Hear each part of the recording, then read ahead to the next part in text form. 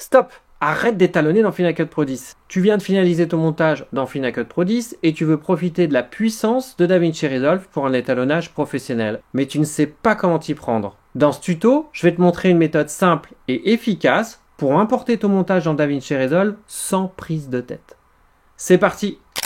Dans ce tuto, j'ai préparé un montage spécialement conçu pour te montrer comment importer ton projet dans DaVinci Resolve en évitant les erreurs classiques. J'y ai ajouté plusieurs difficultés courantes, celles que tu risques de rencontrer en transférant ton projet entre FCP10 et Resolve. Regardons ensemble ce que contient ce montage. Ces images proviennent du 30e anniversaire du Rassemblement international d'hydravions, tourné avec le boîtier Sony Alpha 7S3. Le montage a une durée totale de 1 minute, 32 secondes et 17 images, et il contient 8 plans, avec différentes spécificités. Le plan numéro 1, il ne dispose pas d'effet.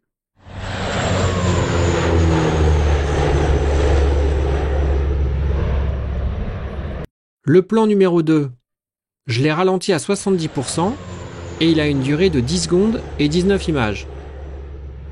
Au-dessus du plan numéro 2, j'ai ajouté un titre pour la vidéo de référence.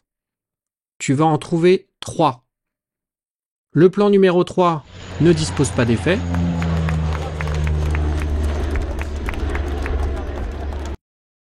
Le plan numéro 4, j'ai placé un titre animé créé dans Final Cut Pro 10.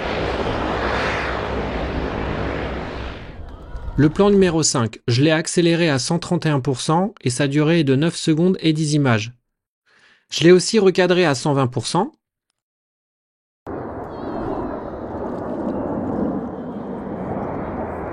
Le plan numéro 6, tu peux admirer la patrouille de France. Il ne dispose pas d'effet.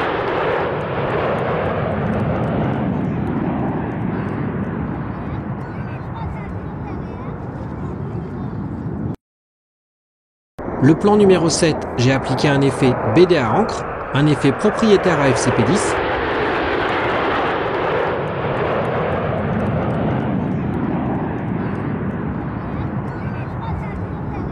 Suivi d'un fondu enchaîné et d'un titre standard, propre à FCP10. Le dernier plan est sans effet.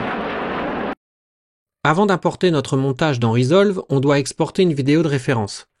Ce fichier nous permettra de comparer l'original avec l'import dans Resolve et de corriger les éventuelles erreurs de synchronisation ou de durée. J'utilise le raccourci Commande plus E pour ouvrir la fenêtre d'export. Ensuite, tu sélectionnes Réglages. Pour le format, tu sélectionnes Vidéo et Audio. Pour le codec vidéo, tu sélectionnes le H264.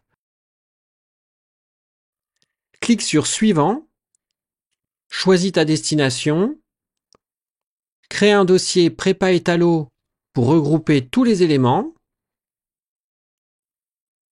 Nomme le fichier Référence. Puis clique sur Enregistrer. Si tu veux faire apparaître la fenêtre Tâche d'arrière-plan, utilise le raccourci Commande 9. La gestion des titres. Certains titres dans Final Cut Pro 10 posent un problème lors du transfert vers Resolve. Ils doivent conserver leur transparence et être correctement repositionnés. Plutôt que d'alourdir ce tuto, j'ai préparé une vidéo dédiée où je t'explique en détail comment bien gérer les titres et éviter toute erreur. Abonne-toi et active les notifications pour être sûr de ne pas la louper. Pour cette méthode simple, je vais désactiver tous les titres avec le raccourci V.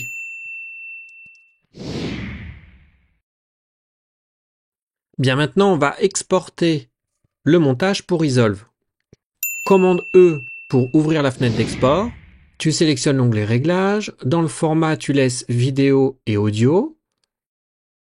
Codec vidéo, tu choisis Apple ProRes 422HQ. L'export du montage doit conserver une qualité optimale pour garantir un bon étalonnage dans Resolve. Ensuite, tu cliques sur Suivant. Je sélectionne bien mon dossier Prépa Étalo, puis Enregistrer. Tout est prêt. On passe maintenant sur DaVinci Resolve pour importer et reconstruire notre montage. Tu ouvres DaVinci Resolve. Tu commences par créer un nouveau projet. Clic droit, Nouveau projet. Tu le nommes. Tu cliques sur Créer. Ensuite, tu vas sur la page Média. Dans l'échiquier de la bibliothèque Média, tu crées un nouveau dossier. Shift commande N ou clic droit. Tu le nommes Rush. Sélectionne-le pour qu'il soit la destination d'importation. Et dans le navigateur de stockage, je cherche le dossier prépa étalo, où je retrouve le fichier que j'ai exporté en plus haute définition pour ce projet. Ici, en Apple ProRes K22HQ. Si je l'importe directement dans DaVinci Resolve comme un simple rush, et que je le place dans une timeline, et qu'ensuite je passe sur la page étalonnage, tu remarques que Resolve le considère comme un seul plan, ce qui est logique. Donc, si je l'étalonne, toutes les corrections colorimétriques s'appliqueront uniformément. Pour résoudre ce problème, Resolve dispose d'un outil puissant qui va analyser la vidéo et découper automatiquement les plans pour qu'on puisse les étalonner individuellement. Je retourne donc sur la page média, je sélectionne le média et la timeline et je les supprime. Sélectionne ton fichier dans le navigateur, fais un clic droit et choisis Détection des coupes.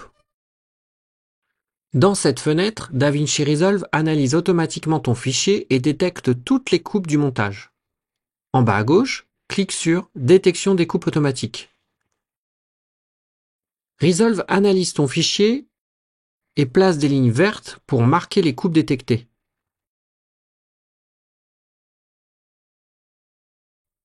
En haut de la fenêtre, 3 viewers te permettent d'analyser chaque coupe.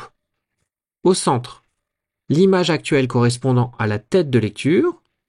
À gauche, l'image précédente. À droite, l'image suivante.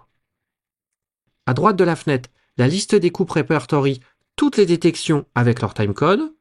Tu peux naviguer dans les coupes avec les flèches bas et haut pour passer d'une coupe à l'autre. Sous les viewers, tu as l'éditeur de détection des coupes qui affiche les points de coupe détectés sur la timeline.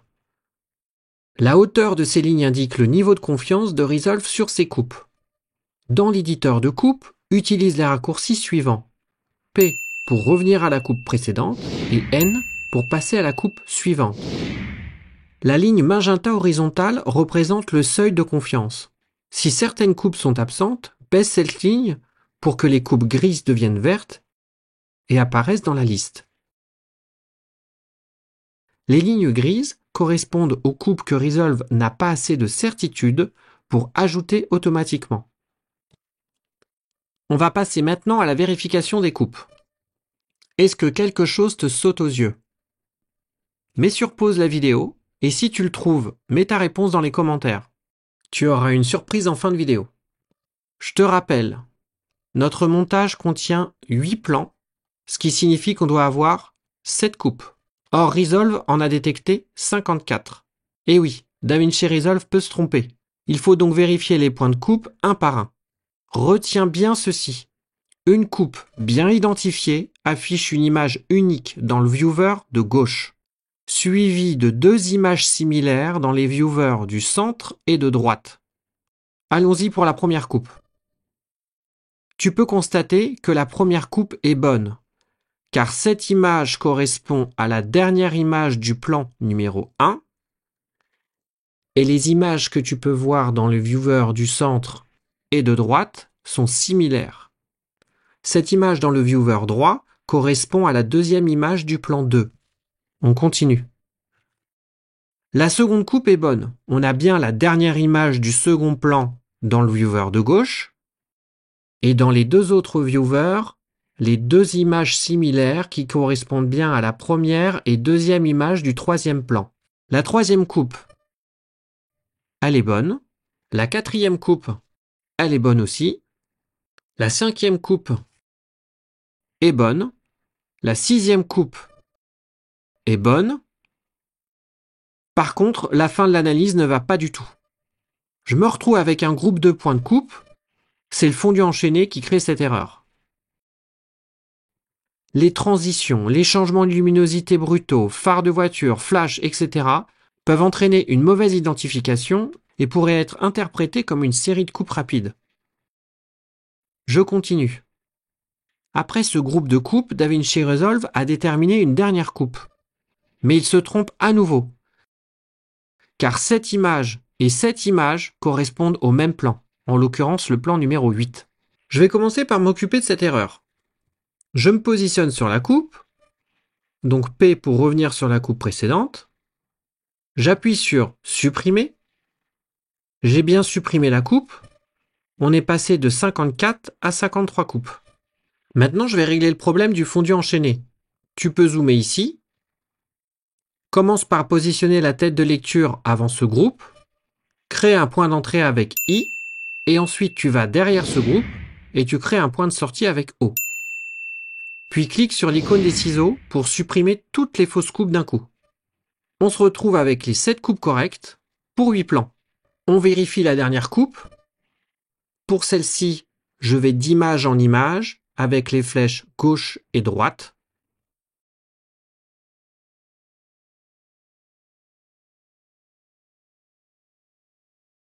La coupe est bonne. On a bien la dernière image du 7e plan et dans les 2 autres viewers, une image similaire qui correspond bien au départ du fondu enchaîné. Mais là, on se retrouve avec un problème. Le fondu enchaîné mélange les plans 7 et 8. La solution est de créer une coupe supplémentaire à la fin du fondu pour bien séparer les plans. Je positionne la tête de lecture à la fin du fondu, ici, et je clique sur « Ajouter ». Maintenant, j'ai 9 plans au lieu de 8, car j'ai isolé la transition. Avant de quitter cette fenêtre, si ton projet est long, cette étape peut prendre du temps. Je te conseille d'enregistrer la détection pour éviter de tout recommencer. Pour cela, tu cliques sur les 3 petits points en haut à droite et choisis « Enregistrer la détection ». Je vais ajouter les coupes en cliquant sur « Ajouter les coupes à la bibliothèque de médias ». DaVinci Resolve me demande de changer la fréquence du projet par rapport au rush. J'accepte. Pour fermer la fenêtre, tu cliques sur la petite croix ici. Dans mon dossier rush, tu peux voir que je me retrouve avec mes 9 plans dans l'ordre du montage. Maintenant, tu vas dans la page montage, tu sélectionnes Master, tu crées un nouveau dossier, Shift commande N, et tu le nommes Timeline. Tu retournes dans le dossier rush. Là, tu sélectionnes tous les plans, commande A, clique droit sur le premier plan et sélectionne Créer une nouvelle timeline avec les plans sélectionnés. Tu nommes ta timeline, tu cliques sur Créer, tu la sélectionnes et tu la glisses dans le dossier que l'on vient de créer, afin d'être consciencieux. Je me retrouve avec tous mes plans qui sont bien découpés, avec les bonnes coupes.